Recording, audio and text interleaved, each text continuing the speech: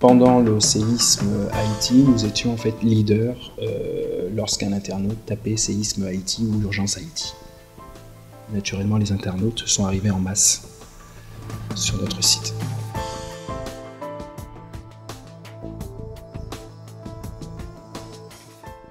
On a reçu dès le lendemain matin du séisme une alerte d'Intrinsèque nous disant qu'on avait au niveau de la capacité de nos serveurs qu'on était quasiment au maximum.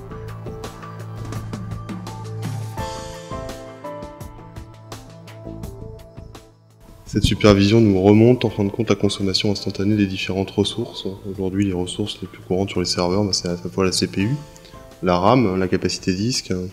Et là, en fait, on avait effectivement une consommation de ressources qui était anormalement élevée. Donc on a décidé immédiatement en fait, de déployer 2 nouveaux frontaux, bien entendu, en bénéficiant de tous les avantages de VMware et de la réplication en fait, de machines virtuelles à travers les snapshots. Pour l'UNICEF, je dirais qu'il n'y a pas eu beaucoup de difficultés, parce qu'à partir du moment où on a donné le go Intrinsèque pour mettre en œuvre ces 2 nouveaux frontaux, je dirais que ça s'est fait en tout petit peu plus d'1 heure. Voire 1 heure. C'est des opérations qui sont, en termes de VMware, des opérations qui sont extrêmement simples et allégées et qui ne nécessitent pas d'administration lourde pour pouvoir mettre en place une architecture qui réplique un de ses constituants. Effectivement, on a une bonne connaissance aujourd'hui de l'architecture, de l'applicatif de l'UNICEF. Après, ce qui se passe toujours pour ces applicatifs qui n'ont pas été prévus dans leur conception pour être capable instantanément de se déployer sur plusieurs instances, sur plusieurs motifs.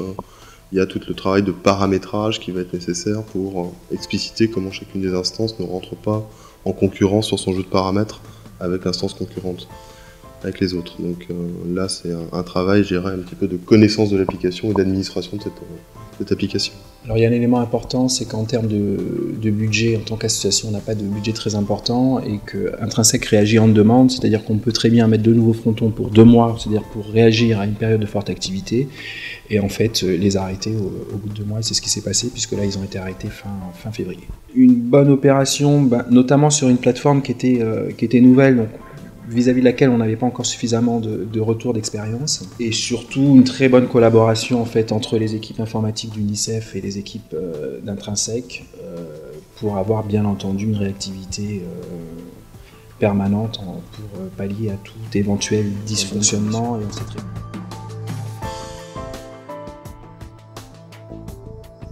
On réalise l'infogérance totale de leur plateforme web.